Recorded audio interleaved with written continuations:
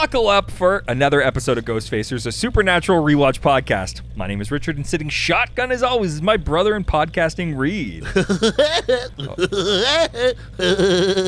Oh God, I don't like that at all. I'm Woody Woodpecker. Where's Reed? I don't know, but I got a Woody Pecker right here. Oh no, well, I got a black hole you can fill. Oh no, I'm suffering succotash. Lick? I thought kill the putty tash. Let's get into it.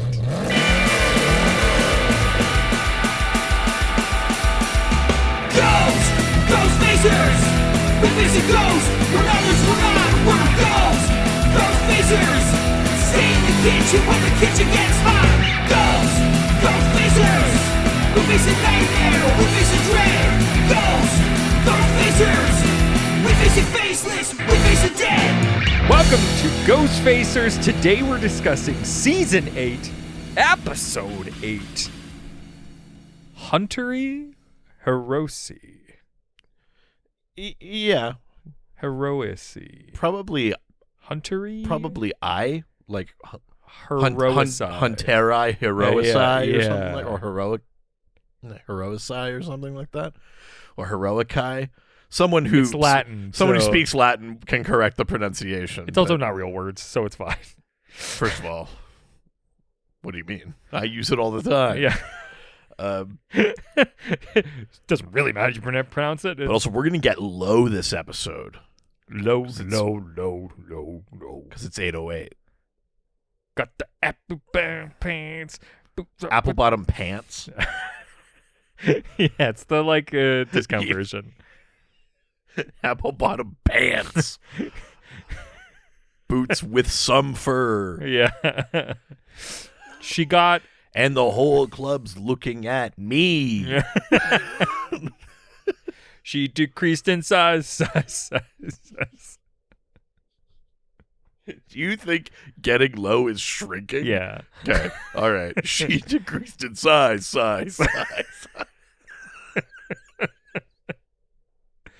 You know what didn't decrease in size? The amount of 5 stars we've got. Oh, baby. They're all 5. Yeah, Shorty got high. High. 5. Yeah. Yeah. hell 5. yeah. Oh, fuck. Shorty got 5. Nice. 5. Yeah. $5 review. $5 review. It's a looking fright crisp. Different podcast. Joke from a different podcast. Shit. I'm off to a really good start. From Roger 2010. I want people to understand Mhm. that it is 7:14 and it's the middle of the night already. Yeah, that's true. Does that affect something? The darkness affects me. Oh, I mean, isn't that the truth? Well, but I also mean literally. Oh, yeah, Yeah. not just from inside. Yeah, not just like in my soul. Yeah. Yeah. From Roger 2010 via Apple Podcasts, Bahrain. Whoa. Yeah. Interesting. Do your best Bahrain accent. Sure. Actually, I have something better. Oh, I thought you were going to say actually have something prepared. I bless Bahrain. Oh, also down. Africa.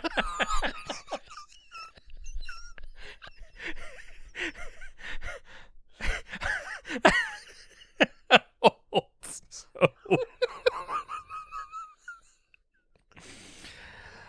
Truly, the darkness has affected you. We should So- find out by the end of this week if we got nominated for Outstanding Comedy Series. I mean, I think the answer is I pretty can't clear. see how we weren't. Yeah, I was that. Are we nominated for that, or did we? I said we should find out by the end of the week if we're nominated for it. for that though. We are allowed to be Ghost Facers, yes. Oh, we sure. won for Dr. DC last year. Oh, okay. So obviously, So obviously. I mean, and this is the funnier one. So, Well, this episode is. I mean, is this? Well, The subject for this review is insightful, thirsty, and so funny. okay.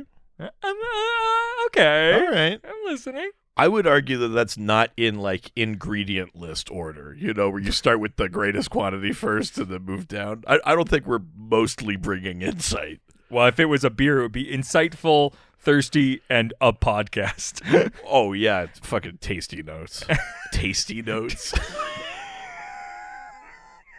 Gotta love those tasty notes, buddy.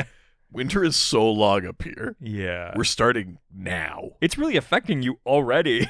And it just had like the first snow. Yeah. You're fucked.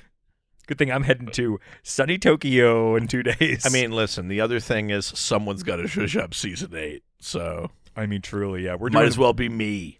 We're really It's gonna be me. We're really Hunteri Heroici. Or I. You know what they say. I before me, except Heroici. Oh my god. God, you're good. Oh man, we're gonna cinch for that award. If you're an SPN fan, then I absolutely recommend this podcast. Richard and Reed discuss one episode per week, and they do it thoroughly. Except info about the music. Oh, expect music about the... They are not thorough about that at all. I think we actually are, but we even have one of the fucking composers on this goddamn podcast. Expect info about the music, the writing, and production. Oof, no comma in there. The lore. Listen, people, if you're going to send in a review, I'm going to need you to use Oxford commas. Please. Or as I like to call them, commas. I mean, yes, truly. The lore, a walkthrough of the episode, and an honest review about it. Hey, at least they put it there. Yeah. But for some reason, they combined writing and production. Well, maybe they meant it that way then. Maybe that was intentional if they used it somewhere else. Yeah, but why? Ours is not to ask why. Then why are we even doing the show? Oh my god, I'm doing it again. Oh no. Oh no. This violates my parole. It's incredible. What? It's incredibly insightful and adds a deeper layer to every episode. That's really what we're doing here. Mm-hmm. That you rewatch. It's also laced with incredible comedy and thirst. Sometimes, I mean, those belong together. Yes. Sometimes at the most unexpected moments, which has me ugly cackling in public, and people will stare at me. That's a bit of a downside. The chemistry between the two hosts is awesome. Truly does present awe. I mean, I think the bigger question is, will we, won't we? Will we, won't they? Oh. Still works. I see. Yeah. All right. Their energies just bounce off each other, making it very entertaining. Greatest plus, Reed's laugh. This is a thing that's come up so good. So good. This is the thing that's come up so good. This is something. Thanks for that review. Thank you for it coming up so good. It's not done yet. That's a thing that's come up often throughout the years. So come good. up often, so good. And I never really think about it, but I guess you got a tickling laugh. Yeah. Greatest minus. Okay. Does that mean it's like technically a detriment to the show, but it's most enjoyable, or does it mean it's the biggest detriment to the show? I think that's what that would mean. If you're weird to put that in your review. You're really not going to like. I blessed Bahrain, also Africa, for you. Just wait. Greatest minus. The sandwich segment. I'm glad that's over. I'll fucking kill you. I'm gonna bomb Bahrain. No, I want to be very clear. I hope it's acid rain in Bahrain, but not Africa. No. Africa still gets blessed. Yeah. By me. So you're welcome, Africa, I guess. Man, that song's weird. Yeah. I don't love it. Nope, but you sang it. Yeah. Music always fucks you in the end. Yeah. You get lost in the music, and you're always really going to end up in a bad place. I mean, that's true. Yeah. Don't we all know that? Yeah. Thank you so much, Roger. Roger. It was Roger 2010. Listen, Bahrainian Roger. Yeah. Barager. Roger. Baragerian. I'm going to hit you with a barrage Whoa. of sandwich segments in the coming weeks. No, we don't want that. You had your chance. Last season was all about food. And you failed everyone. I actually think it's more fun this way. To do it poorly? To just find episodes and jam it. Just jam it in there. I mean, if you know me, Easy. you know how I do. Cool. Wink. I don't know, man. Ladies. This episode aired November 28th, Okay. 2012. Right. Written by Andrew Dabb.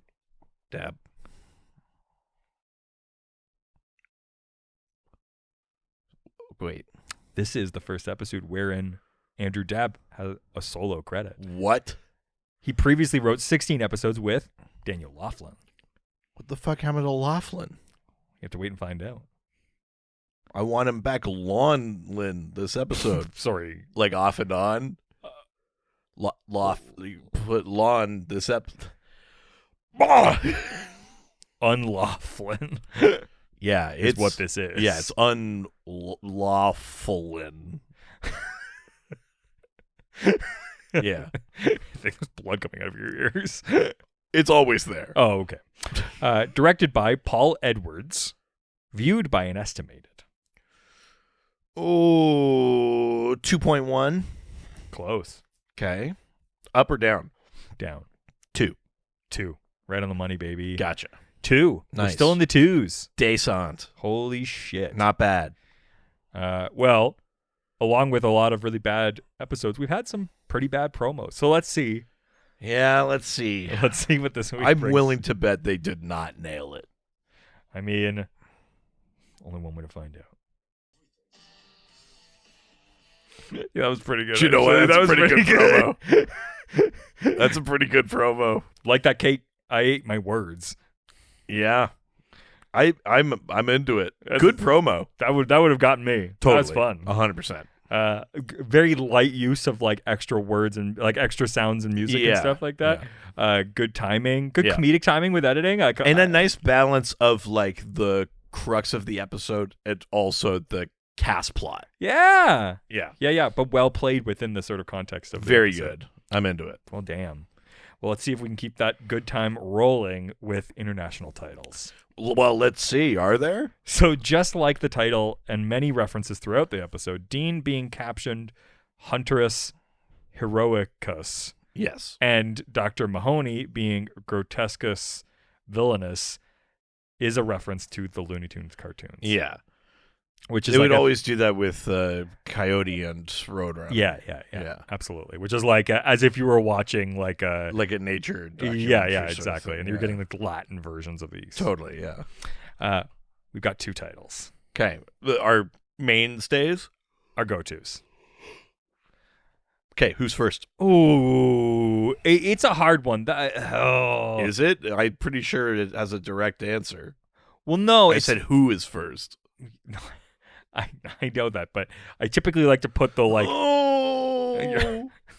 There's only 2. I don't know. Just fucking pick one. Yeah, but it's not that easy because usually I like to pick the like less weird one. Sorry, I didn't realize that was a live decision you made. I just assumed, like everything else, you just read it off the page. I didn't think you were actually. I was putting you on the spot at all for this. Well, I mean, no, I knew the segment was coming, but I've been waffling. Wild that we're at this point. I'm just now realizing that you live reorder these. Yeah, Well, I don't expect you to do anything not on the page. you've also commented on the fact that I usually keep the weird one for the last one. I know, but I just thought you would have it written down. So then when I say what's first, you could just give me an answer, not go, ooh, Yeah, but I don't know. I had one, but I've been waffling because they're both along the same line of odd. This is really unprofessional. Yeah, and if there's anything you can come to this podcast for, it's professionalism. Yeah, I mean, I came in really hot with that good Toto parody. Yeah, oh yeah, top of your game. Yeah. Now look, I'm really dropping the ball here. We've got 2 titles. The first one is from Hungary. All right. Hungarian title for this, I'm assuming, is not just a Hungarian translation of No. Latin? No. well, fake Latin Yeah, words. yeah, fake Latin Yeah. words, yeah. I think this is gonna be called like Crazy Cartoons. Yes. Okay. It's actually referencing one individual crazy cartoon and not the one you might And think. not Looney Tunes. Yes. So, Same company, but a modern iteration of 20, like early a 2000s. modern iteration Yeah. of the Looney Tunes Or of Warner Brothers. Warner Brothers animated show. One word. It makes- Animaniacs? It is. What? Hungry, how the fuck do you do this? No. This is the one episode I expected you to go vague, and you went specific, just so wrong. specific. Animaniacs? I mean, maybe. I guess because is it's- that a pun in Hungarian as well? Then, in the way that it is in English, I mean, the word. that's the only reason that would make sense to me. I'm not going to pronounce this correctly, but it is spelled like Animaniacus. Right. So I assume. So I wonder if the word maniac is still basically the same in Hungarian. Yeah. Then maybe that actually makes some sense. Maniacus, I guess, is the word, and then. Yeah, insane. I mean, that is. Do you know what though? Missed opportunity in this episode when they go in there to like visit the guy to go, "Hello, nurse." I mean, truly, what a missed opportunity. Yeah. And what a nurse. Great character. Absolutely. Very subversive character. Hello, nurse. I recently, like, I don't remember what it is now, but I saw the history behind that Yeah. whole thing on TikTok. Because she's got like PhDs and shit. She's like a physicist. Yeah. Hello, nurse. The next is the German title. German title is obviously this could not happen in real life. I mean, it's not too far from that. Yeah, okay. It's Cartoon fantasy. vaguer. Cartoon. Vaguer. Okay. Silly. It's closer. Sure. It's the German title is Distorted Presence. We didn't want this episode to be too much fun. Distorted presence? Yeah. Really pulling a Hungary here. Yeah, I mean, truly. That's why. I mean, you could see why I'm Aren't like. they all distorted presences? I mean, right? When we think about it at And- the end of the day. From a certain point of view. Yeah. Couldn't mean old Ben, maniacs. You're never going to relive the fire. I'm going to get it. Let him cook. From another podcast. Featured music from this episode. Oh, Okay. don't worry. We talk about the music. Yeah.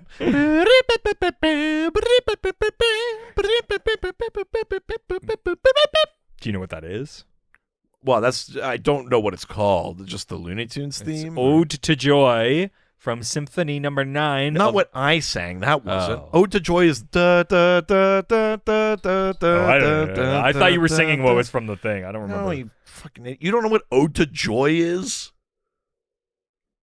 You fucking I would never lepton. ode joy. I was certainly never owed joy.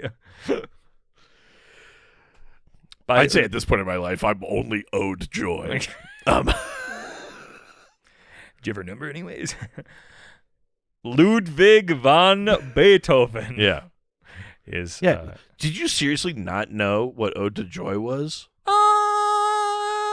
TV Guide describes this episode as This TV guy describes Ode to Joy. Yes. yeah, a symphony, the ninth one actually. The final. Yeah. Yeah. Oh, cool.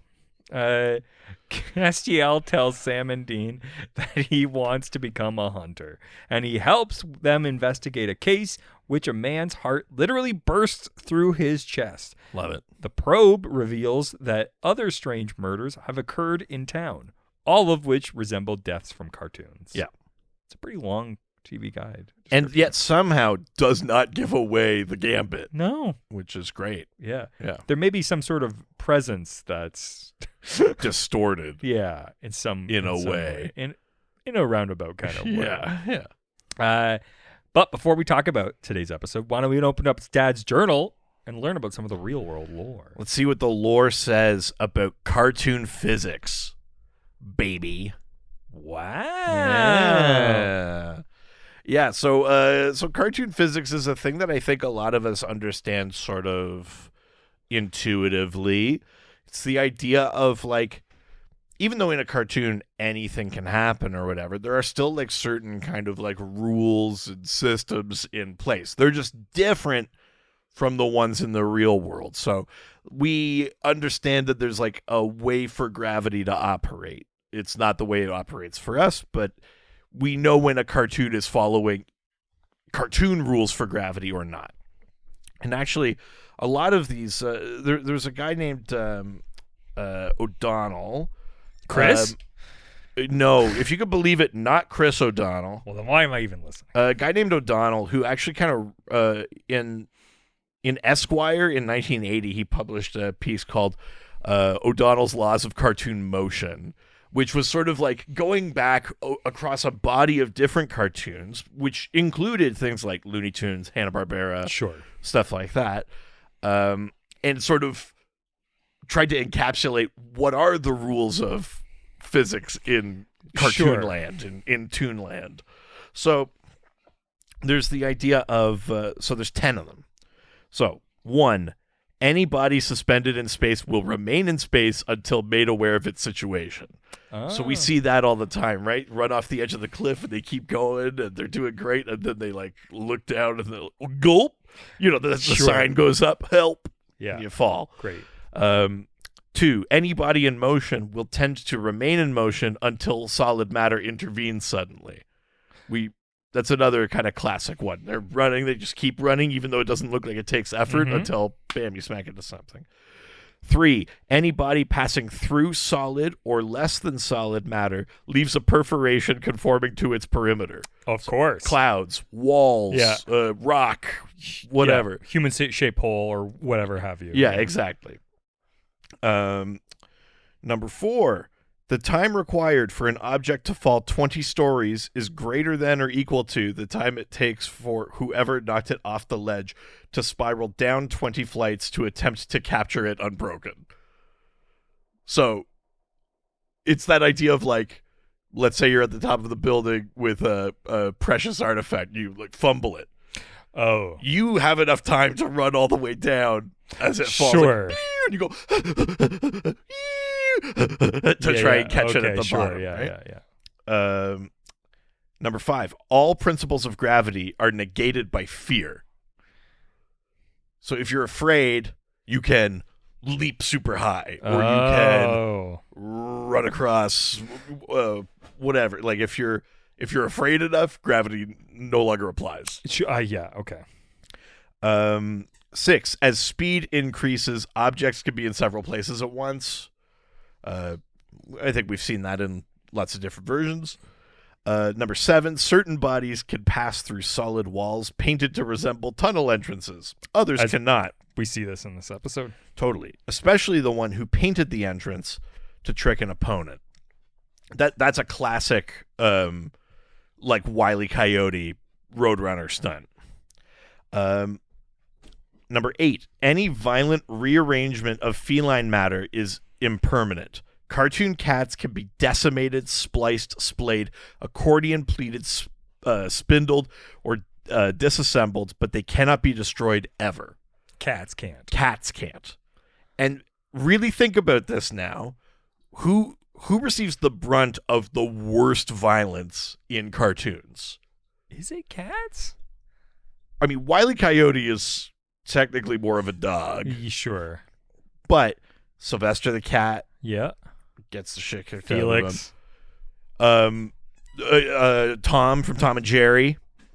Sure. Gets the shit kicked out of him. Itchy and Scratchy Sure, riffs on this. But even like something like Lucifer in Cinderella, a bunch of bad shit happens to Lucifer and Lucifer's fine. Sure, yeah. But like you can't watch bad shit happen to the mice. Oh yeah. You know, it's not a tit for tat sort of thing. Number 9, everything falls faster than an anvil. Classic. Yeah. Number 10, for every vengeance, there is an equal and opposite revengeance. Which is true. Just basically that things will always double down and keep going. Or that if you try to do a thing, it'll come back at you. So those are like the so-called 10 laws of cartoon motion. Now, there's other things in media that play with this idea that cartoons operate by different laws than we do. So we talk about it on the other podcast on Dr. DC. Yep. There's a universe in DC Comics where the inhabitants are cartoons. Yeah. And on their world, the laws of cartoon physics apply. You could be decapitated or squished or whatever, and as long as you grab your head and put it back on, you're fine. Or you blow yourself back up if you've been flattened. In Who Framed Roger Rabbit, famous example of all of this. the toons operate by cartoon physics, and even some of the people can as well. The rule in Who Framed Roger Rabbit, though, is that it has to be funny. Oh. Like there's a scene where like Roger gets out of handcuffs or something, and Bob Hoskins is like, "You could do that the whole time," and he's like, "No, it wasn't funny." But as soon as it's funny, then you could do it. So that's like another layer to the thing, right? That for a cartoon, the best thing to be, the only thing to be, is funny. So all of these kind of like law-breaking things can only occur when it's the funniest possible. That's what I've been saying all the time, Your Honor. Yeah. Everything's fine.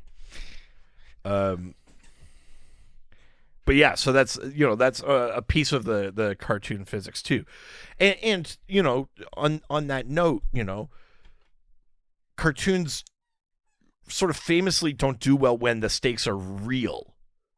Like if we look at something that involves the Looney Tunes, let's talk about Space Jam, right?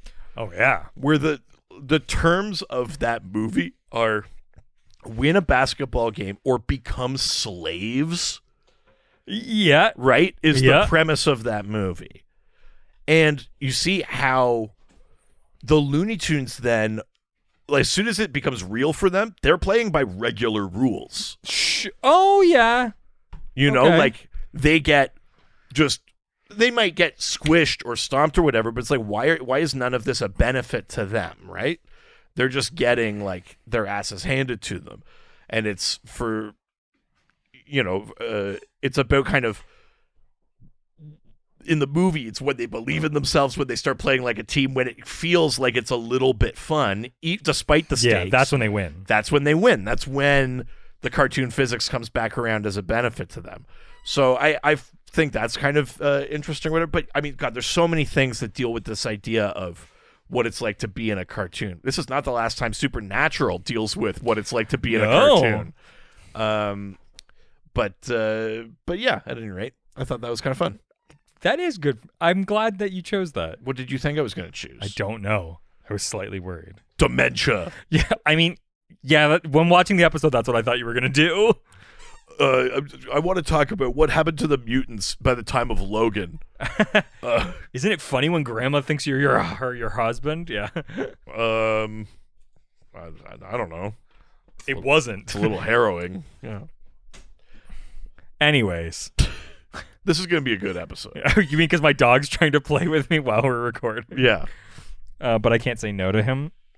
Yeah, I'd say the problem isn't that the dog is trying to play. The problem is that you are playing. Well, because if I don't, and then he'll just be more annoying because he'll want attention. So what you're saying is appeasement works? All right, Chamberlain. Oh, Jesus. So if you can hear Squeaky in the background, that's because my dog is playing. It's because the dog promises that if he gets Squeaky, he won't invade Czechoslovakia.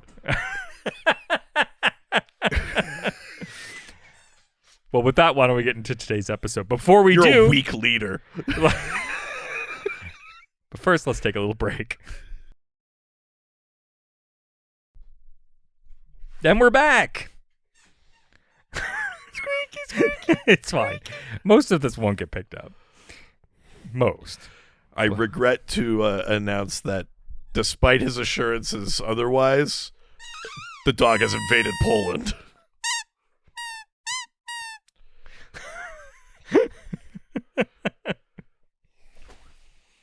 We won't play with him on the beaches. we Okay. Buddy. Okay. Over here. As we always do, start This with is the how then. democracy crumbles. One squeak at a time. One, yeah, not with a bang, but a squeak.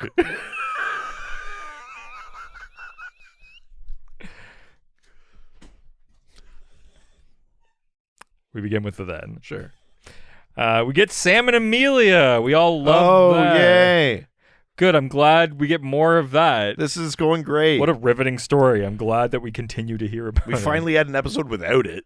I mean, God, I know. What a break. You know. Although we were disappointed with that in its own way. I mean, true. Yeah. Castiel is back from purgatory. Baby. He's fucking back. And according to him, stronger than Dean. I let you go. Because I was stronger than you. I think. I'm pretty sure. Anyway, My beard was longer. I did take a human shower. Weird that his beard was longer, but Dean's didn't get longer. Yeah. I think Cass has strong, like, performative kind of energy, though. Oh, okay. Yeah. So he was putting it on. I'm an angel. I'm not cut out for this kind of shit. Sure. And finally, Naomi is forcing Castiel to work for Heaven. Yeah, that's right. Sort of secret work for Heaven, yeah. But he can't remember that it's happening. Yeah, exactly. It's a secret even from him. That's true. Yeah. Which brings us to the now. Okay. A man, Gary... Buddy, any other joy. Sorry, that was me this time. Yeah. Now I want to play. No more, Earl. It's okay. No. A man, Gary, meets with a woman in a park, Right. as you do. Yeah, I mean, if you're a man named Gary, I'm pretty sure that's the only place you're meeting women. well, in your basement. Don't know what that means. She suddenly hears a beating sound when Gary's heart fully beats out of his chest and explodes. Yeah, he starts going like, she's like, are you okay? And then he kind of opens his shirt and it's like a heart-shaped, like, yeah. gung, gung, gung, gung. Classic cartoons. And then it explodes and there's fucking chunks. Classic supernatural, like, brutal explosion. It's incredible. Yeah, big fan. Some real meaty chunks. Yeah. This guy blows chunks Yeah. all over his date. Absolutely. Yeah. Gary Freeling, or Freeling, I'm not sure which one it is. Well, how's it spelled? I-E or E-I? I.E. Freeling. The first victim, whose heart burst through his chest, is named after Friz Freleng, who directed hundreds of Looney Tunes and Merry Melodies cartoons. Fun. I like that. Yeah. We then cut to Dean, Sam, and Castiel refueling the Impala, when Sam gets a call from Linda Tran. Yeah. I'd love to be on that fucking text chain. Oh, my God. That's a train I'd like to be a part of. Oh, man. We've definitely made the joke I was about to make. Run a Tran. Oh, yeah. Come on, ride that train. Let's ride it. Yeah, Sam gets a call from Linda. And Dean goes, let me talk to her. Goes, oh, hey, and hangs up on her. But Just great. She tells him that she and Kevin are on Garth's safe houseboat. Yeah. I do love that Garth has so many resources. Yeah. Garth just... the boys always underestimate it, but Garth is a guy that can put shit together because he's not a dick. It's true. You know what I mean? Yeah. Like, and that Kevin is having difficulties translating the half of the demon tablet they retrieved from Crowley. yeah, that's right. He tells her that if to call if they find anything, though. Right. Dean asks Castiel if there's any angel chatter about the tablet. Castiel says that he has actually cut himself off from heaven. Yeah. Okay. I just want to make sure I didn't miss a thing here. Okay. Cass, I don't want to close my eyes. I don't want to fall asleep because Also, I miss you, babe. I need to bring this up just because we haven't talked about it yet. Okay. Your daughter started playing guitar. Oh, yeah. And I wondered, like, if by just, like, natural reaction you just started, like, getting a noose out and... Well, because She's playing shallow.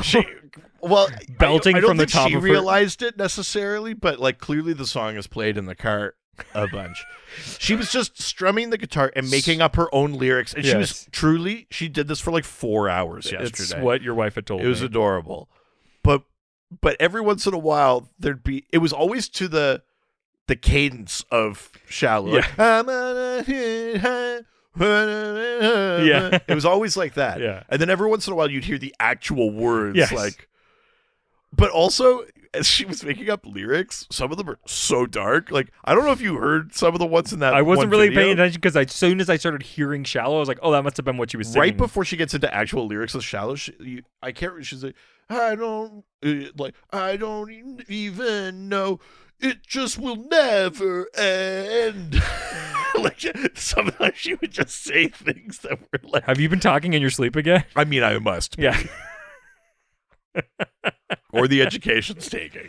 I mean, truly, of course, the child of the two of you is doing that. It was amazing. Very, very funny. So good. So sorry. From that diversion back to my diversion. I apologize. It's okay. I wanted to make sure I didn't miss something. Cass here says he's cut himself off from Angel Radio, and we learn it's because we learn later in the episode he's like, I feel fucking bad about what I did to heaven. I can't. Absolutely. I don't want to know. Yeah. But there's a part of me that was like, I think maybe because they wait so long to get to that conversation. Yeah. I was like, does he know? What he did. Oh. Like, about the Naomi thing? Oh. Like, well, that's why he doesn't want to be in heaven. I think by the end of the episode, I was like, okay, I get it. But like right off the top, and because we don't get to it for like half an hour, when he's like, oh, I cut myself off from heaven, and Dean's like, oh, why? And he's like, nothing. Then I was like, shit, does he know? Like, does he remember? Like, it actually threw me off for a big chunk of this episode. I was waiting for like a thing, and then I was like, oh, right, okay. No, that's right. Yeah. It's just that he feels guilt. But I hear what you're saying, yeah. So instead, he wants to be a hunter. He's even found a case in Oklahoma City. Oh. Can I just say, such a like refreshing feeling to have a slightly light, like, oh, Cass is going to try and be a person episode. Yeah. I'm going to be a hunter. Amongst all of the shit that we've been getting this season, to have a nice, like, little light. Love it. Big fan of this. Yeah, he's like, I found us a case. Oklahoma. They're like, you found us a case? So good. Man's heart looks like our kind of thing. bursting out of his chest. Dean says that they can work the case as long as Castiel stays with them. Yeah, because Cass is he's about to go teleport, and Dean's like, no, you're gonna be a hunter, you're gonna ride in the car. And he's like, can I at least sit shotgun? He's like, no. Both of them are like, no. All right. So in Oklahoma City, they go to see Gary Frelling's body. Yeah. He has a cookie cutter's heart-shaped hole in his chest. Yeah. And Detective Glass tells them that the consensus is that Gary was on drugs. Castiel tells Dean that there are no drugs in Gary's system, though. He's like sniffing the body and shit. And he's like, there, I've concluded my analysis of the corpse. Also, he had a bladder infection. Yeah. And he's like, I just did the most thorough analysis of this body. I'm a great hunter. And while he was smelling the corpse and finding out it had a bladder infection, Sam's like, look, he had a wedding band. But like Sam and Dean do their like quick riff thing. It's also a good moment to remind us that they're good at hunting. Yeah. And they're like, oh, he had a wedding band, but why was he in the park? It's right across from like where he works. So he's meeting someone. So he's stepping out on his wife. So he's like, they kind of like put a bunch of dust together, and Cass is just like, but how? Yeah, which is more than just like, what do they smell like? Yeah, I really enjoyed that. Yeah. And so they assumed that Gary's wife is a witch who wanted revenge on her cheating husband. Yeah. As they leave the morgue, Sam remembers the night he met Amelia's father. Oh God, Sam Thompson. I think I've been thinking about it because we're recording this and next week's episode back to back. Yeah, and both of these are heavy on Sam flashbacks. Yep. And I think not only do the flashbacks not do it for me, yeah, it's the lazy transitions into them. It's like I remember a conversation I had with someone. it's not even just like a word, but Sam keeps going and then we cut to it. It's always that he's got to like look at something and kind of like, like that is so much worse than just we're finished this scene, cut to a flashback, and like narratively they'll speak to each other. We always have to make it that Sam is like, oh, a leaf. That reminds me of when she a leafed me. Yeah. Oh, it's a root beer. I love Dad's root. Oh, Amelia's dad. Like Love whatever. beer. Yeah, like it's so fucking bad. It's so bad. It's so poorly done. And Amelia's dad gives And him, you've given it to Jared. I mean, of all. Amelia's dad gives him a hard time because he went to Stanford, but he's just working as like a fixer-upper kind of guy. And he even calls him a fixer-upper, which is like, I've met some bad fathers in my life. Yeah. And there's a part of me that I kind of get where this Dad is coming from. Because the setup of this scene, like before he shows up, they're in this house that they've just gotten. Yes. We don't know how much time has passed. No. But I'm assuming it's still within 3 days. I don't think it's quite that soon, but it is short enough that in conversation with her dad, she goes, I know this is fast. Yeah. Which to me, theoretically we've got like a month maybe. Well, we still have to be under a year. Yes, a month. No is matter within what, that. But he comes in and I kind of get that he's like, she was married, she's traumatized. I don't want someone taking advantage of her and like signing onto a house and it's not going to support her. Like she's a vet. What are you like? There's a part of me that gets it. But also, there's a way to investigate that without being a fucking asshole. This guy comes in and he's just like, oh, Stanford, that's a good school. And he's like, yep. So he goes, so what do you do? And Sam's like, oh, I work at a motel. I'm doing like maintenance. And he goes, well, you seem like a real fixer-upper to me. It's like, fuck you. He's a man that works with his hands. Surely a rough and tumble dad like this actually would respect someone with a trade or like some shit like that. Like, but I mean, fathers like that tend to not want their daughters to be with guys like them.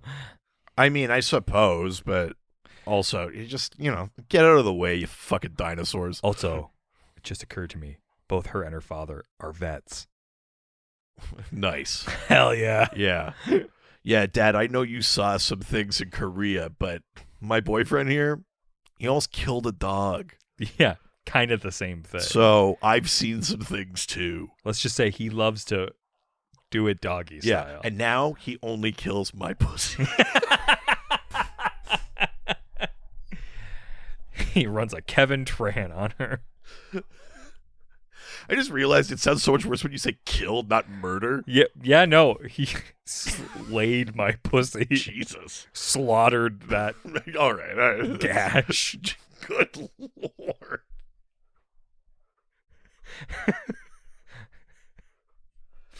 But to be fair, he does it doggy. I already made that joke. Oh.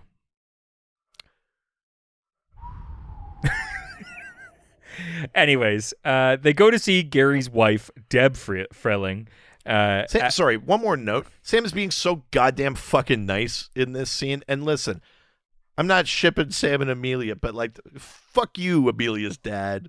You got big Samuel energy, you piece of shit. There you go. And Castiel tries to interrogate her. Oh my God, it's amazing. He's like, I got this. I love Cass like kind of going like, don't worry, I've got this. And he just kind of like comes around, he asks a couple of questions, and he slams his hands and goes, why did you kill your husband? They're like, no. He's like, he's only seen them do that kind of interrogation. So like, funny. They're like, oh my God, no. So funny. It's like, what part was wrong? All of it. It was all bad. It's really funny. Misha is so good at playing that stuff so like earnestly. I love it. He kind of looked like a dog. He's like, did I do a good job? No. Dean has to pull him aside and be like, I wouldn't look at Sam like a dog if I were you. He's going to hit it. Yeah. And then quit. He's going to try to quit it until someone guilts him so hard he moves in with them. Yeah. And then you have to text him that you don't want to be with him anymore. Yeah. We'll get there. Yeah. Nice. But The doorbell rings and Olivia comes inside crying. She and Deb embrace, and Deb asks what they were thinking, what they think Gary was hiding. And the hunters are confused to learn that Deb knew about Olivia, because she and her husband had an arrangement. Yeah. So the Gary and Olivia had a thing, and then the wife and a neighbor named Pete or some shit had a thing. And Dean is kind of like, oh, best wife ever. Nice. I didn't get to do that with Lisa. I got stung with the hottest one. Damn it. My life's so hard. Oh, angst. So in this scene, when they're all interrogating Mrs. Frelling, thinking that she did spell work to cause her the husband's death, right, and discover that she knew about the husband's affair, Castiel asks them what killed her husband. Dean responds, "Who gives a blank?" And they switch to a scene immediately to the street with a car horn blaring, cleverly subverting the usual bleep that censors swear words in television. Yeah. This happened because Jensen Ackles, in an effort to make Misha laugh, and Jared actually said, "Who gives a fuck?" And the editors decided to keep the outtake for comic relief. Oh, that's cute. That's fun. Yeah. I like that. I do too. Feels kind of like comic-y, or like cartoony too. Yeah. I mean, this is the right episode for that kind of joke. Yeah. Totally. Soon after, another weird death happens in town. According to a witness, a man who stepped off a building floated in midair, only falling after he looked down. Well, I mean, we see him. He's waiting up there. He's going to do it. I know that building was tall enough. Like, it's 5 or 6 stories. But there's a little part of me, I mean, not only my fear of heights thing. Sure. But worse than that, it would be that, like, I don't want to survive. I need this to be foolproof, you know? I'm going to need the building to be a lot higher. And if you're going to step off, don't just step off. I'm going to need you to swan dive. You got to hit skull first. I think those are your 2 requirements. If you're jumping off a building, get a taller building, maybe like at least 10 stories, and I'm going to need you to swan dive. Those are kind of, I think, the 2 base things, because otherwise, like, there's a risk you just break every bone in your body and live. Well, that's the thing, right? Like, and that's so much worse. So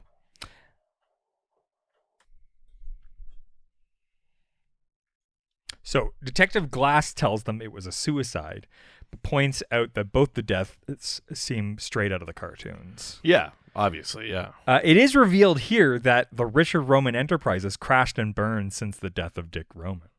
Oh, I missed that entirely. Yeah, because they were like, why do you think he killed himself? And they were like, oh, because he had all of his investments in Roman Enterprises. I missed that entirely. It's a super quick, offhanded line. Yeah, I know, but Jesus, he waited a year and a bit to kill himself? Yeah, because everybody who feels that way does it immediately. Well, some people maybe should just get off the pot. No. You misunderstand. I'm just not inclined to action. I'll never do it. Either you're the type that'll do it or won't. Yeah. And this guy was obviously going to do it. All right, man. Cool. I'm fine. It's never going to end. Crash through the surface. As the brothers compare these phenomena to Bugs Bunny, Castiel literally assumes they're talking about an insect-rabbit hybrid. Yeah. I mean, again, it took me a minute, too, because I was like, wait, what? There is no other angel as out of touch as Cass. 100%. Before the Winchesters describe the nature of cartoons to the angel, back at their motel room, Castiel watches cartoons to understand them, while Dean and Sam try to figure out what's going on. I love Cass thinking he gets it, too. He finishes watching a cartoon. He goes, that was very amusing. And they're like, oh, you like it? And he's like, well, obviously the Roadrunner is the divine knowledge. The coyote's in pursuit of it in his mortal form, and he can never attain it. That's humorous. Yes, that's hilarious. He's like, what? So funny. Dean asks Sam, is there a link between Heartbreak Hotel and Free Falling? Dean is, of course, his first euphemisms referring to the two victims. However, both of these phrases are the titles of rock songs that are widely regarded as classics, the former originally by Elvis Presley and the later by Tom Petty. Yeah. Petty, coincidentally, played with a band called the Heartbreakers and also did a cover of Heartbreak Hotel with Guns N' Roses in 1989. So at least in the real world, Tom Petty is the link between Heartbreak Hotel and Free Falling. That's fun. I do like that. And I'm free.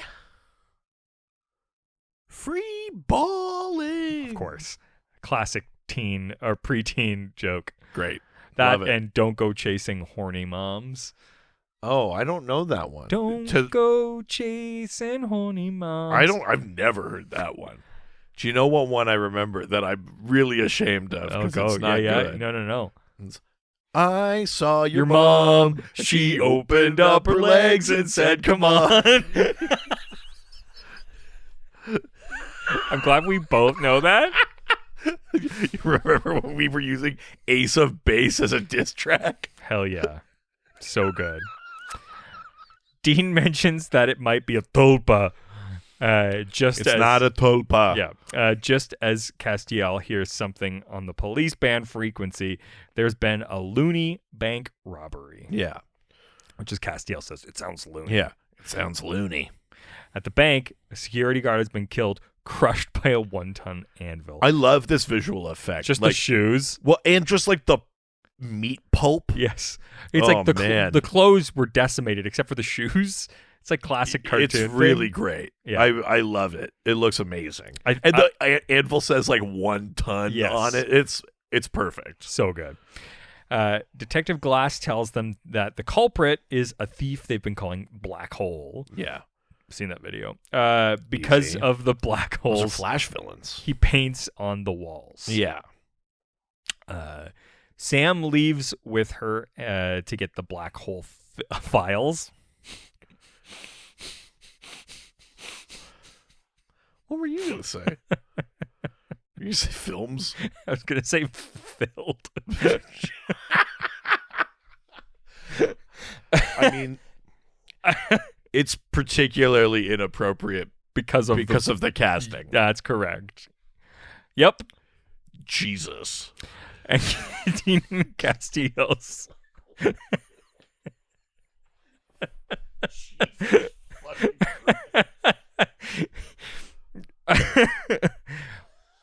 My eyes aren't what they used to be, okay? Dean and Castiel stay behind. Dean asks Castiel to move the anvil, and under it, they see the black X drawn on the floor. Yeah. X marks the spot. And Absolutely. So there you go. Dean remarks that the robber seems to be following cartoon rules. I mean, most of these also feel like they're just Roadrunner and Wile E. Coyote. But I think that's maybe the purest distillation of some of sure. those things. Like, I mean, really, Roadrunner cartoons are pretty, like, elemental. Sure. There's no words. Yeah. It had very kind of strict parameters and rules. Yeah. And so it is kind of like, it's almost like the like base elements, right? And more complicated cartoon things are built off of the Sure. principles of a cartoon like that, I think. Sure. And they're using the black holes as portals into the bank. Yeah. The portals are inactive now, though. Back in their motel room, Dean searches online while Castiel reads John Winchester's journal. I do like that he goes like... Your dad had beautiful Yeah. writing. I bet he had tender hands. Yeah. Though he had a lot of feelings about what's said as January 6th. He wrote something here about hanging the vice president. Yeah. Lock who up? Dean, who is Hillary? Should we question her? It sure sounds like she was caught up in some Benghazi mess.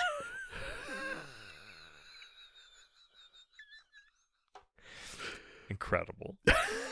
Dean asks Castiel how he's feeling after purgatory, and Castiel says that he's fine. Dean suggests that he return to heaven to investigate who or what resurrected him, but Castiel refuses once again. And then the nerve of Dean to go all Mr. Rogers and be like, all right, and come over and sit on the bed and go, we're going to talk emotionally. But he tells Dean that Fucking Dean. I mean, it to works. credit, he is trying, and he's being a good friend. Yeah. But also the audacity. Of all people. You know. Dean suggests that he return to heaven, and he tells Dean that if he sees the devastation he wrought in heaven, he's afraid he'll kill himself, which he actually says, which is crazy. Yeah, he just straight up says he'd kill himself, yeah. Before Dean can respond, Sam returns with the black hole files. Yeah, don't worry, guys. It's filled. It? Well, the hole. Jesus. It's a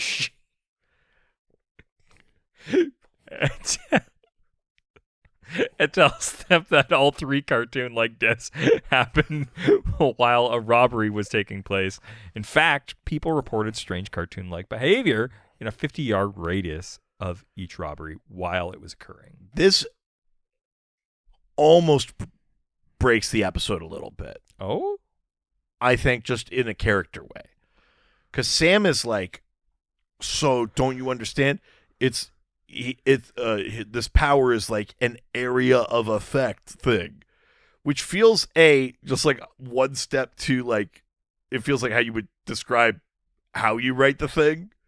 But also, shouldn't Dean be the one to put that word to it? Like, surely Dean is more of like a D&D nerd or shit like that than Sam. Oh, sure. I just it doesn't actually break the episode, but it just like saying area of effect, like that actual phrase, instead of just saying it's like there's a cloud of powers around him, or it's like there's a radius of powers, but saying area of effect, I was like, you're making a reference to like how a game mechanic works, and I felt like that would be a Dean thing more than a Sam thing.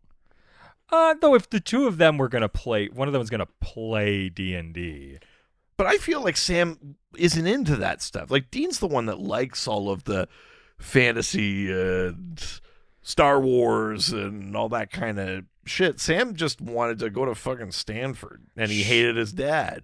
Sure. I mean, I know it's more of a game, like it is a gaming, like more like a video game. It was thing. just something about, like, again, it doesn't actually break anything, but Sure. it's just something about the phrase felt so specific, as opposed to just saying like, it's like there's a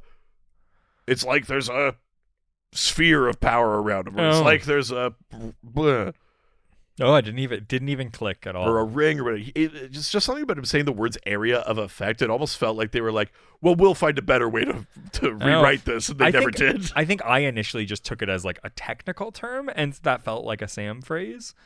Yeah, I mean, fair enough. But anyway, so in fact, because every robbery has involved the property of someone living in Sunset Fields retirement home, they decide to go there next. Yeah. Also, can we not call a retirement home Sunset Fields?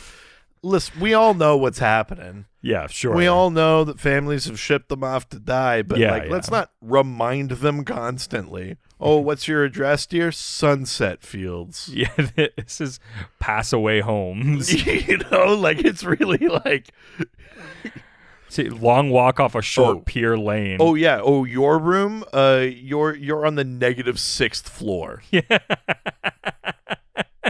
Like, Jesus. My kids don't care villa. Yeah. Yeah. Penny for the ferryman place. I was once beautiful, but can't remember who I am any longer. Oh no. Home. Jesus.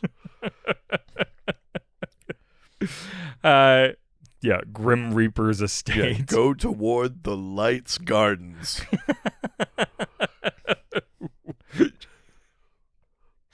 Yeah. It's just insane. Sunset Fields, you insensitive fucks. True. I had side tangent. I had my newspaper. We put out a feature for like Elders Day, Right. and I had somebody call me, And you called it "Don't let my grandson go down." Yeah. Never mind. What were you gonna say? Don't let my grandson what? I was trying. What actually were you gonna say though? Okay. What did you say and what did you intend to say? Stay with me. Okay, let him cook. Sunsets Uh-huh. made me think of sundown, and then I thought of the Elton John song "Don't Let the Sun Go Down on Me." But then I because they were Let old my people. son go down. But it's not what I wanted it to mean. It's just That also does sound like a thing with like Alzheimer's, like or dementia, like. I didn't mean for any of this. Don't let my son go down. Don't let my son go down on me. Oh yeah. Anyway, sorry. Did a thing for seniors. Yeah. Your newspaper. They I had an older person call me and was very, very mad that the ads inside of the of that publication were like for like care facilities and stuff like that. Sure. And I was like, I don't like it was just the people who wanted to advertise. That's just ads, yeah. Yeah. That's not like the substantive content of the No, thing, one, yeah. it's a small feature inside of a larger paper, but Yeah. also the articles we had were about like entrepreneurs that were seniors and like Right. seniors who were active and stuff. It's not like it was not like the like Grim Reaper estates, yeah, like Yeah, it yeah, was- exactly. It just happened Yeah. to be that the ads were for like palliative care and stuff. It wasn't like a BOGO sale on coffins Yeah. or something. Like a Yeah, very funny. They meet Doctor. Don't let my son go down. They meet Mr. Dwight Mahoney, who runs the retirement home and questions the residents. An old woman says that the cat, Bob, talks, and Castiel goes to interrogate. Another great moment in this. I don't think we get it, but I really wanted Cass to try the same approach again. Like why did you kill them? Like I wanted to see it in the background. Why did you say that name? Like, yeah, I wanted something like that. There was a part of me. I mean, later we do get it like I've almost broken him, Yes. which is funny, but for some reason I wanted it to be bigger. I've heard that before.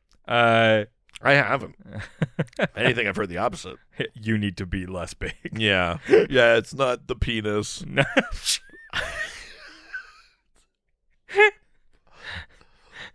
That's what they say. I just wanted it to sound that way. I know. It's about how big I am. Yeah.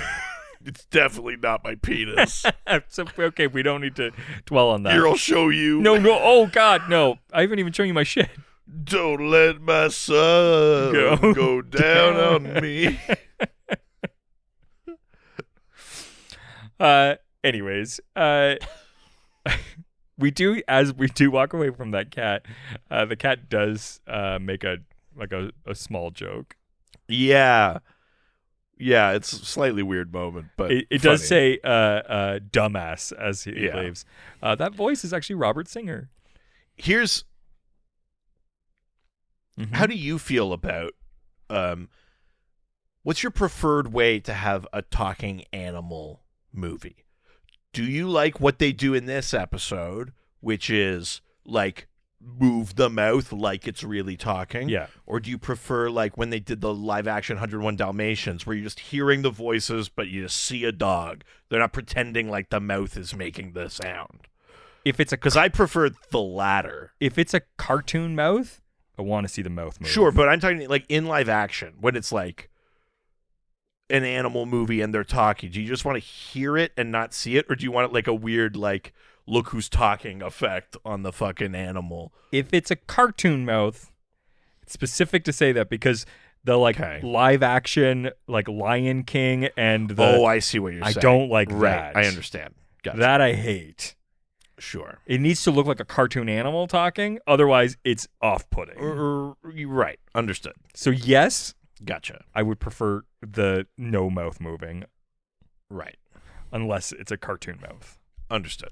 But if it looks like a dog is just like blah, blah, blah, like that's weird. Right. Gotcha. Okay, because then they can't actually animate at all their face. Like there's no facial. Like dogs don't really like animals don't really have like Like, I See, don't but I know. prefer not seeing a mouth move in those movies. Yeah, that's what I'm and, saying. Yeah, and then just having like Yeah, that's preferred. Yeah. But as soon as you start trying to get them to talk, then you're expecting them to have like not dead eyes the way that animals do. Right. There's I no see what you're expression on animals, and I mean, so that's definitely a problem with that fucking Lion King. it's off-putting. Yeah. Plus, Mac- they all look the same. How the fuck am I supposed to tell which one's Nala? You know that's why I'm there. I know. An old woman says that the cat Bob talks. Nala or Sarabi, really. This is Maxine Miller, who portrays Sheila, a resident at the assisted living facility, has also provided multiple voices for characters in several animated feature movies and cartoons. Oh, okay. Any that I would know? Nothing that was listed, and Gotcha. I didn't look it up. An orderly tells Sam that many of the residents retreat into their minds because of the real world is too much. It is such a weird moment. Yeah, it's pretty grim. Yeah. Just like out of nowhere, it's like, yeah, dementia's fucked. Yeah.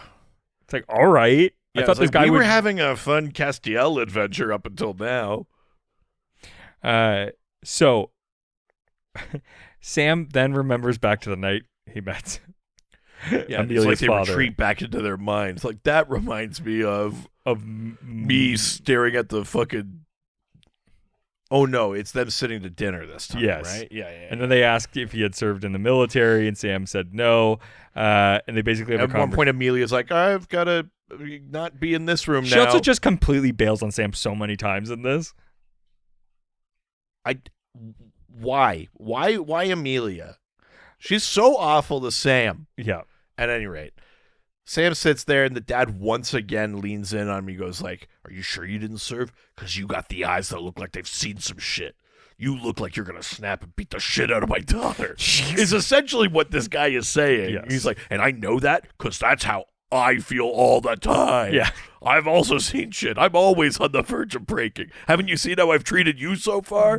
He's like, that's like basically what this dad is saying. It's like, I'm fucked up and you're me and she's mine and you're hers and We are all together. together. What I'm trying to say is, don't let my son go down on me. Don't let me down. And so he wanted to know what was Sam running from, and then we cut back. Yeah. Dean tells Sam that the most of the residents don't even remember being robbed. Then Sam notices a picture on the wall. It's Fred Jones, an old psychokinetic that he had been a friend of their dad's. They do both make a comment. It's like, yeah, when I was like barely 18, he like gave me a drink. Do they? Yeah. Oh, yeah, they do. Yeah. Weird. Also, Fred Jones is Scooby-Doo. Also, Fred Jones is a combination of Fred Quimby and Chuck Jones, who are both the directors of animation for a number of Tom and Jerry cartoons. Hey, there you go. Yeah. They call Castiel away, who is forced to cease his interrogation of the cat. Yeah. I've almost broken him. Yeah, it's so fucking good. Emma was in this pussy. Jesus. Uh, Good Lord. I'm like the pizza man. I'm going to kill this pussy. Oh, wait.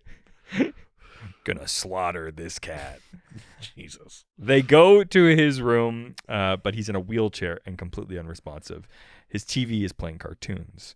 I don't know who this actor is, but I recognize him. Yeah, he does look familiar. He's probably just like one of those guys that's like on TV all the fucking time. Totally. But Dean confirms that Fred's behind the cartoon antics by hitting himself in the head with a book, which causes a loud clang and the sound of birds chirping. yeah, which is interesting. And at some point in this episode, we hear about some other incident in town Yeah. where someone described getting hit and having like a 4-inch like Yeah. bump on their head and shit like Or that. kill for a 4-inch bump.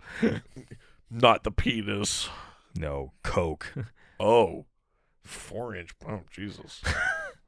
Don't you think you could handle it? Wow. That was an honest response. That's a man who's seen some Moving things. on. You fucking jarhead. Oh, yeah, that's me. A jar of cocaine. Jesus. Sam says that Fred was so powerful he could reshape reality, but he doesn't seem to be in control of himself anymore.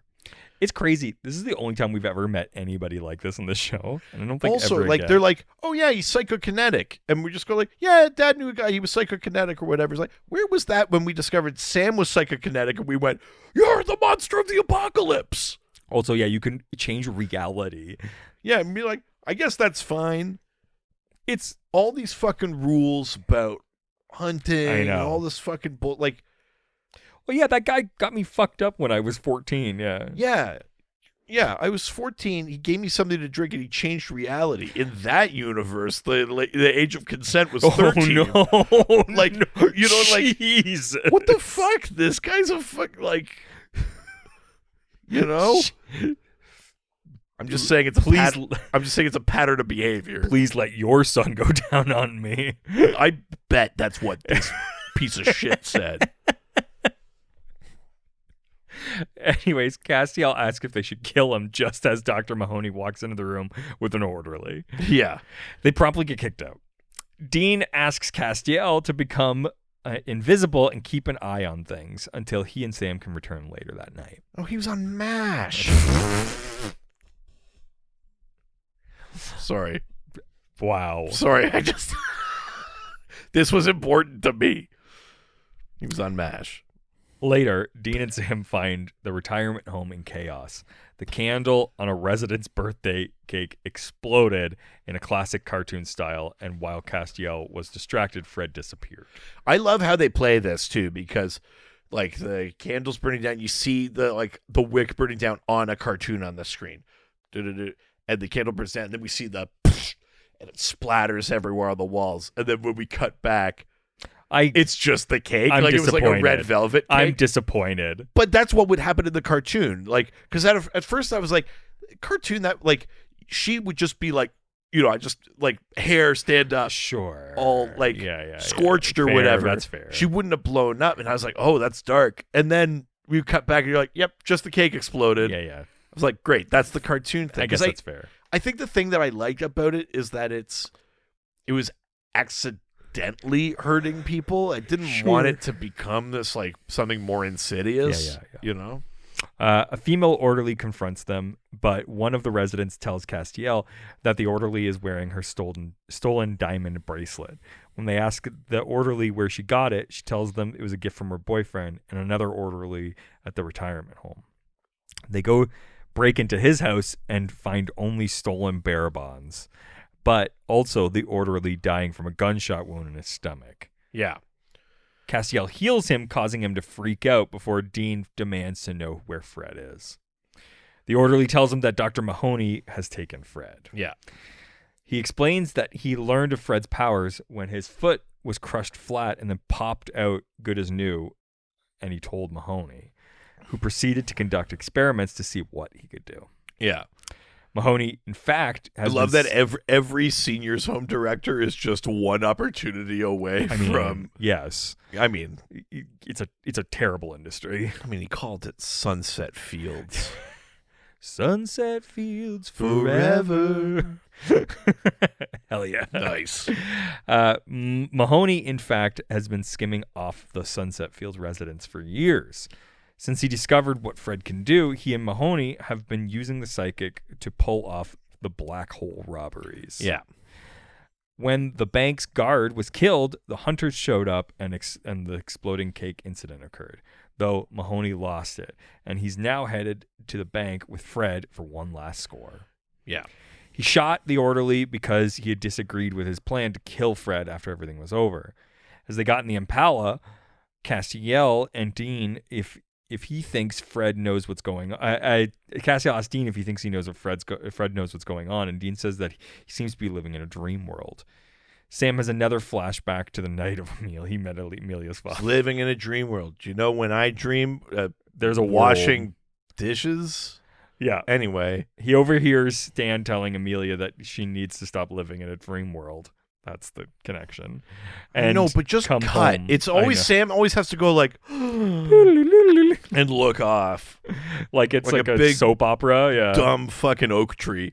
Like When he'd call Sam a mess, Amelia said that she was a mess too, and then and he needed to give her and Sam a chance. Stan had given in and decided to be nicer to Sam, asking about the Impala. Here's what I a little bit like about this, actually. Yeah. Because he comes in and he's like all dry, and Sam's like, like Sam's just like fuck this guy, whatever. right? Which, yeah. And I so then he would tries too. to make a joke. And then he tries to make a joke, and then he goes like, "Is that your car out?" Like, or he says like, "That's your car out there." He goes, "Your dad was man of taste, for a jarhead or whatever." Because earlier he's like Marines, but I was in the Navy. I know. No one says anything about us. Well, I think he's the Army because he called himself a grunt. Oh, sorry. Okay, Yeah. But at any rate, like, so he makes this little joke, and he kind of like turns to Sam and smiles a bit. Sam gives him nothing. And in any other show, Sam would be like, smile and be like, "We're gonna be okay." Yeah. And Sam gives him fucking nothing. And for the first time, I was like, "Fucking finally, some goddamn spine on Sam." Truly, I was like, I really liked it. I was like, man, that's kind of ballsy not to play into the cliche. Truly. In a flashback that is only cliche. Truly. Which makes me think it was just Jared not being good at That's acting. 100% what it was. But it played I don't better. for 1 minute think that he was doing a think complex that was thing. like a complex thing they wrote into the script. I think it was like, so he's going to tell this joke and Jared's like, got it. And then they filmed it, and they're filming Jared's coverage, and he just doesn't move, and they go, okay, we're going to try that one more time. He does it again. They're like, well, you know what? We lost daylight. Yeah, we're losing light. Yeah. Incredible. Yeah.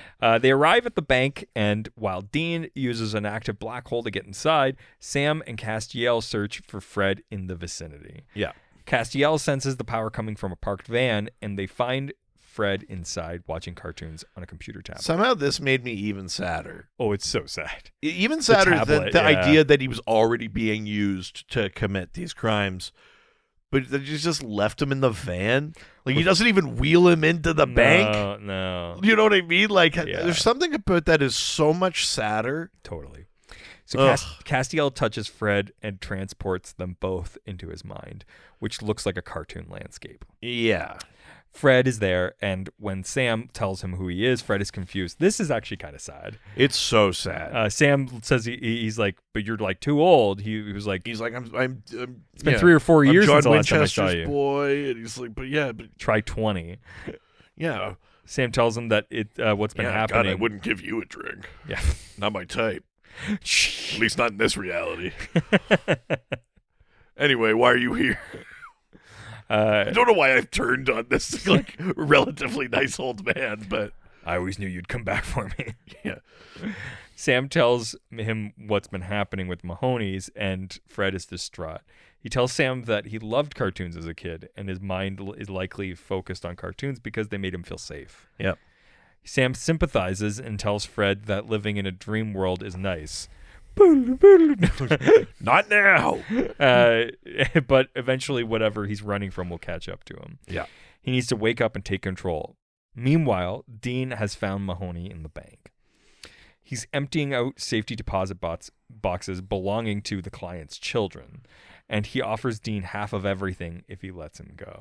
Yeah, and Dean's like, no, I don't steal from old people. He's like, I'm not stealing from them. I'm stealing from their kids. Yeah, that's fine. And I don't agree with what he's doing, but he has a little bit of a point. Sure, where it's like people just drop off. It's like they drop off their members. kids. They don't check in on them. They're just waiting for them to die so they can get their inheritance or whatever. Sure. It's like, we're the ones taking care of them. We're the ones doing like whatever. I mean, the counter argument is like, you're using them to commit crimes. Yeah, you're not really taking care of them.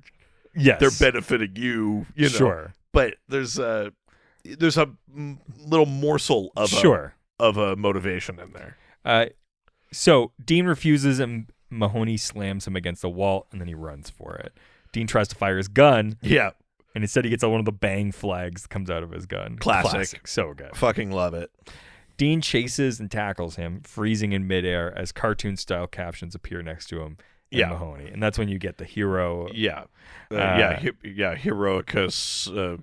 Hunter. Or sorry, Hunterus Heroicus. Yes. Yeah. After they land, Mahoney pulls a frying pan out of his jacket Amazing. and hits Dean in the face. Some really good stuff here. Great fight. Dean Really draws fun. an X on the ground, and a 1-ton anvil barely misses, landing on Mahoney, Yeah. who then tries to leave the bank through one of his black holes, but the hole is inactive, though, because the cartoon rules no longer are in effect. Yeah. So Cass has temporarily kind of healed Yeah. Fred's dementia. Yeah. And Fred is in there with Cass and Sam in the bank.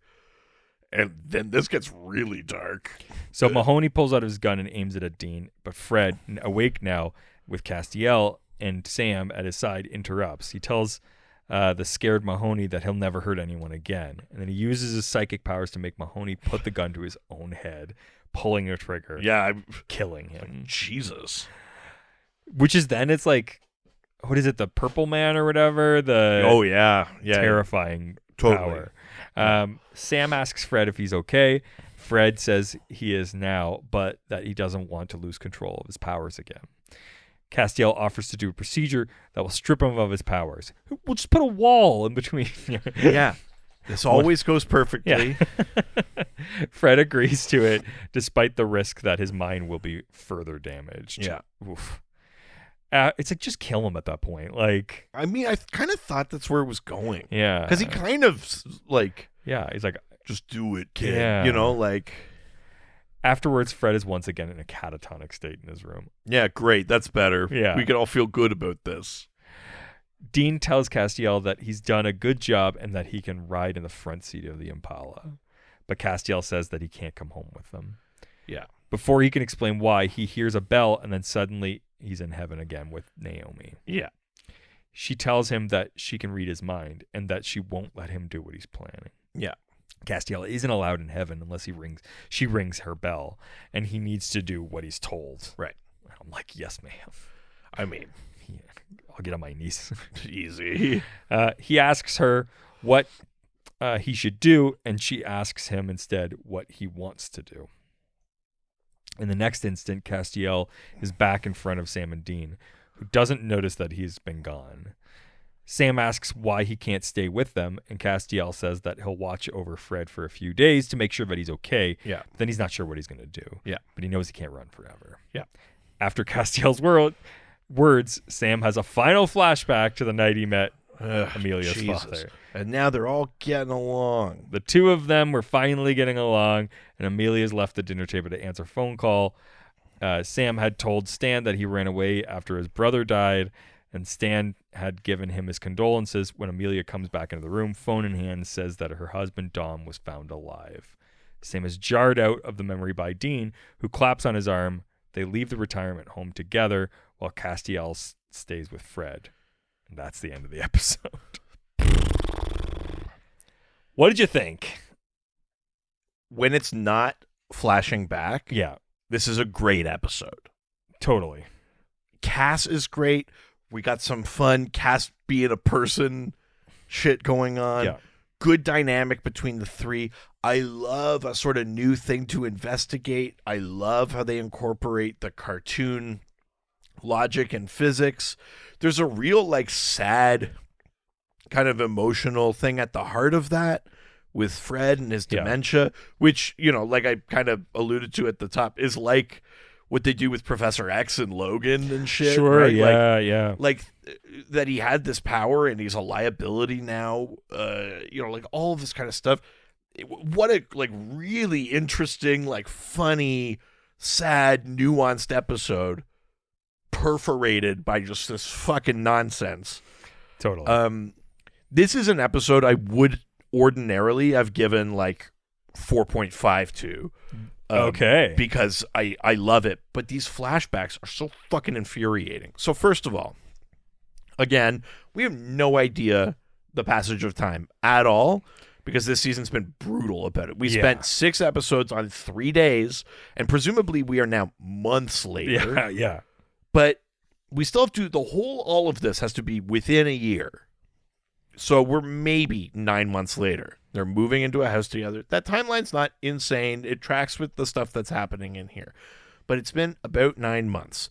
Even as they're moving in, it kind of feels like they're still getting the vibe off each other. Like it doesn't really feel like they have a life. Like this is about to be their life, right?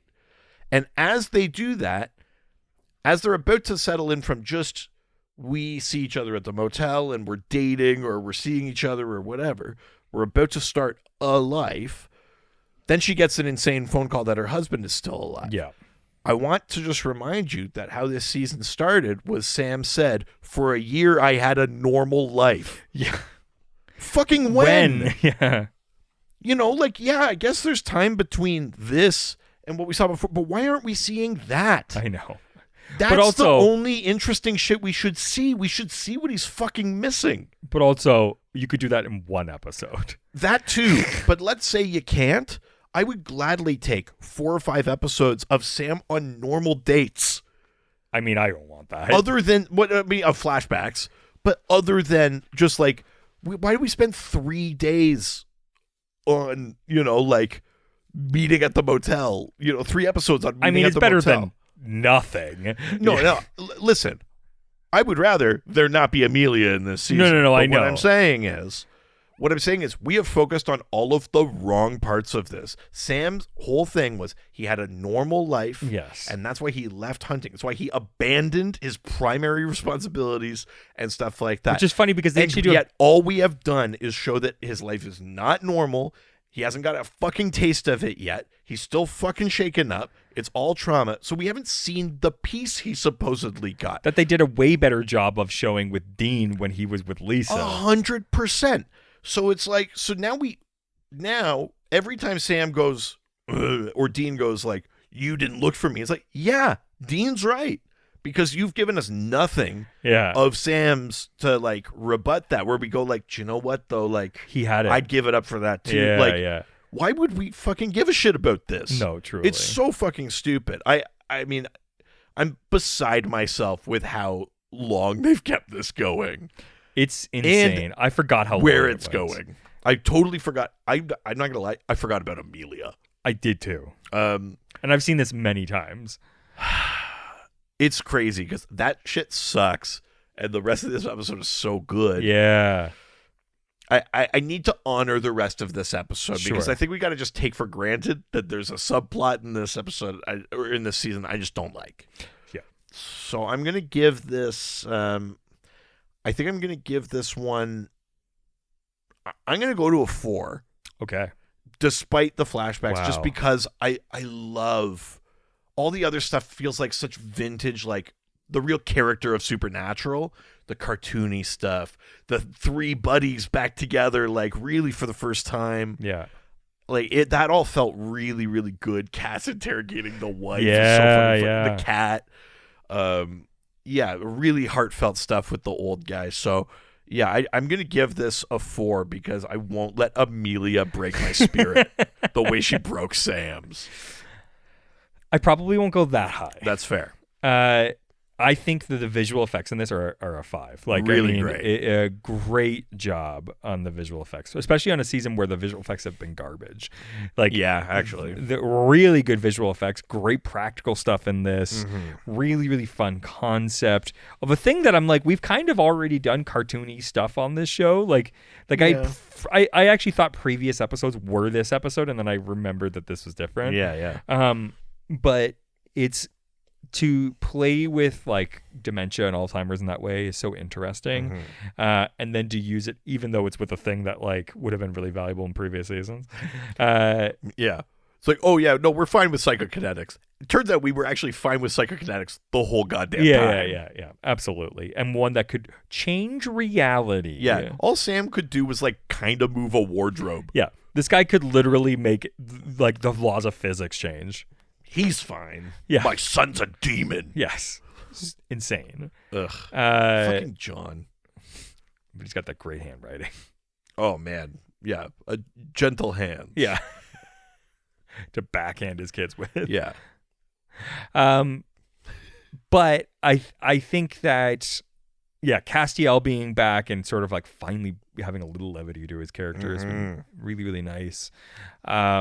It is weird when he's like emotionally like reactive and stuff. Like, But I get that moment. Like, Yeah, but he's got to confront that. Like we spent all of season 7 not dealing with that because he was dead or crazy. I think it's a problem is this episode to put that in there. It feels too hard of a juxtaposition to be like this goofy character, but then also like this weird, like, I don't want to talk about it. It's just, it like off put me a little bit. Sure. Like, I think it would have been fine in another episode. I mean, I get it, but also think of who he learns from. I mean, fair, sure. And in an episode where he keeps showing off what he's learned from them, what could he have learned more than stuff it down and don't talk about it? Sure.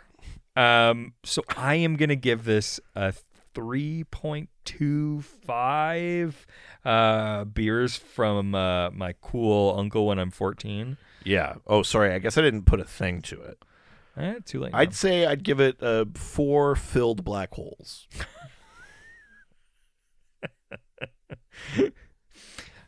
Anyways, those were our reviews. But before we get a note from a fellow hunter, let's take a quick break. All right, we're back. Time to get a note from a fellow hunter. That's right. Titled Benders. Ooh, okay. We're going all the way back. Yeah, baby. I don't know how long it's been since you reviewed the Benders, but you asked for local stories of people hunting people. Oh, that sounds like a thing we would do. Yep. Yeah, who's got stories of people hunting people? Yeah, that's fun. Yeah. I live in SE, Kansas. Southeast? Sure. Really? I don't know. We couldn't put that together? I mean, usually the letters mean a city or like a state. I was just reading it as it came. Just miles from where the actual benders practiced making people their prey. Interesting. I hadn't heard that this episode was named for the local family here. Thanks for that information. Hey, there you go. Fun fact, AJ Buckley, who plays the Ghostfacers Ed, is now on SEAL Team with David Boreanaz. Oh, that's fun. Playing the totally hot and ripped Navy SEAL Sonny. Oh, shit. The actress who plays Joe is also on there. I need to leave. Yeah, we have another podcast to start. Have you noticed how some of the same names are used throughout the series for different characters? Like Charlie and Becky and Joe. At the time you were recording your season 1 episodes, you two discussed the actress who played Meg. I agree that the longer-term Meg was played better by Rachel Miner. Nikki Acox was the actress who played Meg during the season 1 and 2. She died of cancer last year, which I think we did talk about. Yeah, I think that came up. Which was wildly lamented by the SPN family. Because of that, I'm sure you're aware, but thought I'd bring it to your attention just in case. I'm enjoying the podcast. I live rurally and don't get reliable streaming out here much anymore. Listening to you two Canadian lads is almost like watching my boys again. Thank you for that, Becky. Aw.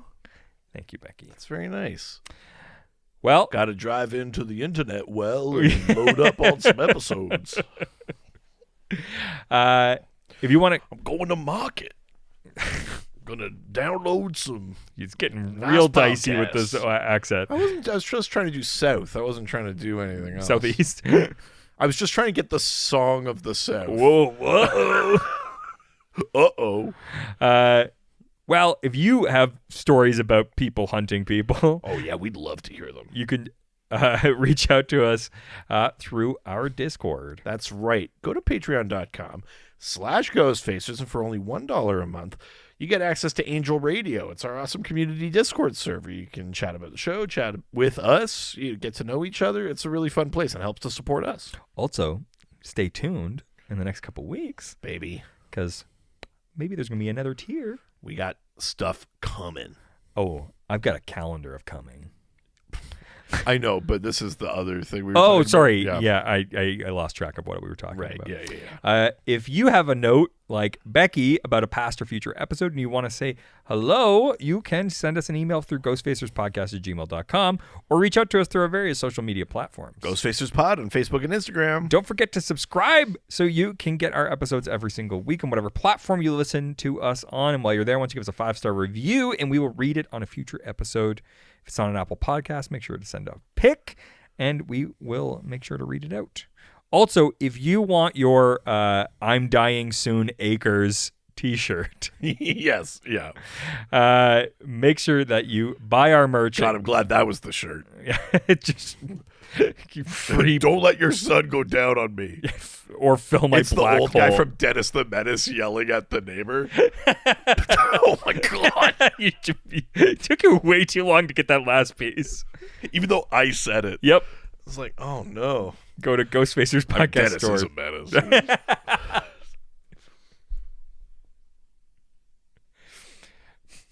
Menace on the streets filling black holes in the sheets. I'm a Dennis on the streets and a menace in the sheets. Get that shirt Yeah, at that's a good shirt. GhostfacersPodcastStore.com.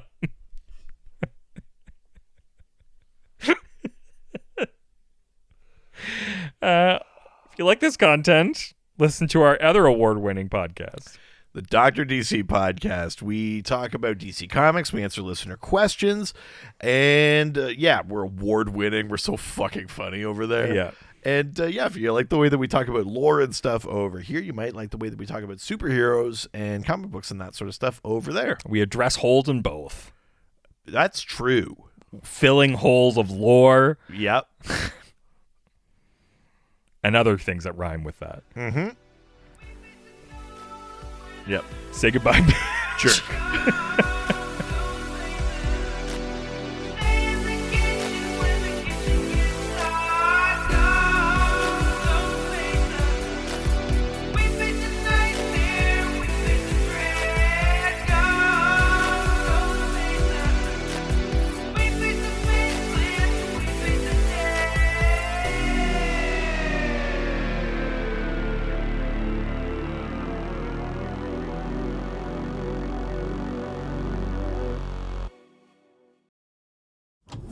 This was a Brain Freeze podcast.